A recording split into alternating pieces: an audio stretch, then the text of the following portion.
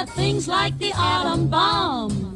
So I think I'll stay where I am. Civilization, I'll stay right here.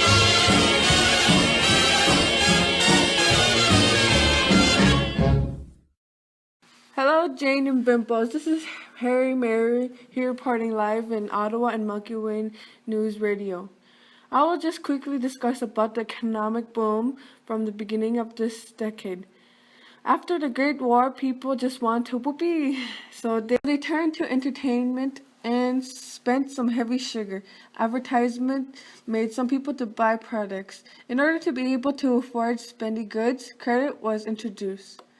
Quickly, though, from the banks where you need to pay back afterwards, products such as toasters, refrigerators, cars, and radios were part of the mass production of goods in the industry. The idea of mass production was to make a lot of products quickly and sell them for great profits. Since the reduction of taxes, businessmen would have more rupees to invest in the industries to make more goods and dough. Because of this, our population became a consumer society. Now here's Marilyn Ellen for the weather broadcast. Good morning, Ottawa. Today's weather broadcast for June 24, 1929 is looking nifty with a temperature of 24 degrees Celsius. As for the rest of the week, it's going to be pretty ducky. So ladies and gentlemen, have a great week. This radio station is brought to you by Coke time. There's nothing like a Coca-Cola, nothing like a Coke. Coke time is anytime, anywhere. It's always time for ice-cold Coca-Cola. Good morning, folks. This is Ruth Hale speaking for the political news today. As you all know, Arthur Meighen was quite the big cheese as he was Canada's 9th Prime Minister in the beginning of this decade as part of the Conservative Party of Canada. However, he was then sooner in competition with Mackenzie King, who was a Pico, and was then defeated on December 29, 1921, by Mackenzie King, as he understood more about how the society and economy worked. Mackenzie King is also known to be screwy for work, who always cares for the people, as he used to say, help those who can't help themselves. His reference was quite the bee's knees that tells us what kind of person Mackenzie is. Therefore, his motto helped him move higher in politics. Now moving on towards the next topic about inventions.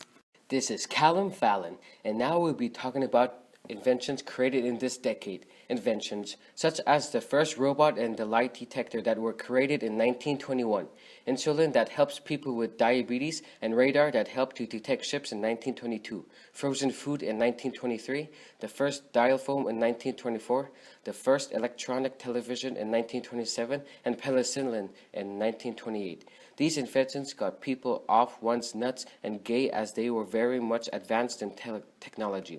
The inventions of the first robot, aka the Mechanical Man, was invented by Carl Kubiks in 1921 that helped to revolutionize technology.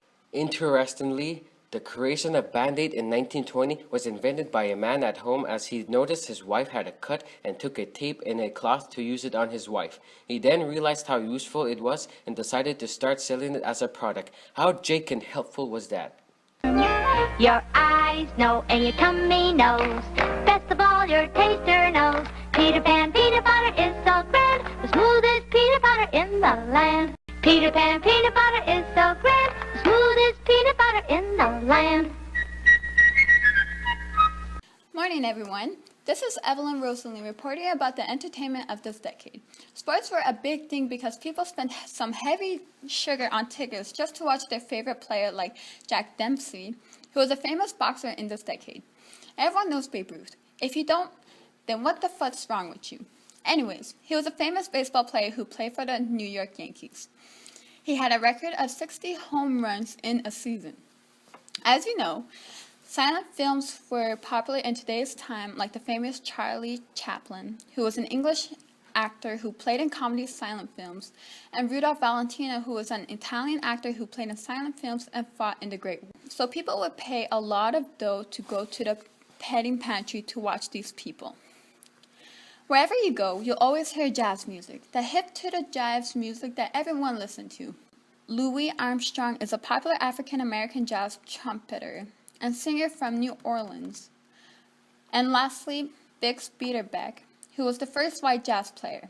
As you all know, we just had our first Oscar just last month on May 9. Who wouldn't have wanted to be in a room full of famous people? Well, anyways, that's all for our broadcast today. We'll see all of y'all tomorrow for more news and music on the Milky Way News Radio.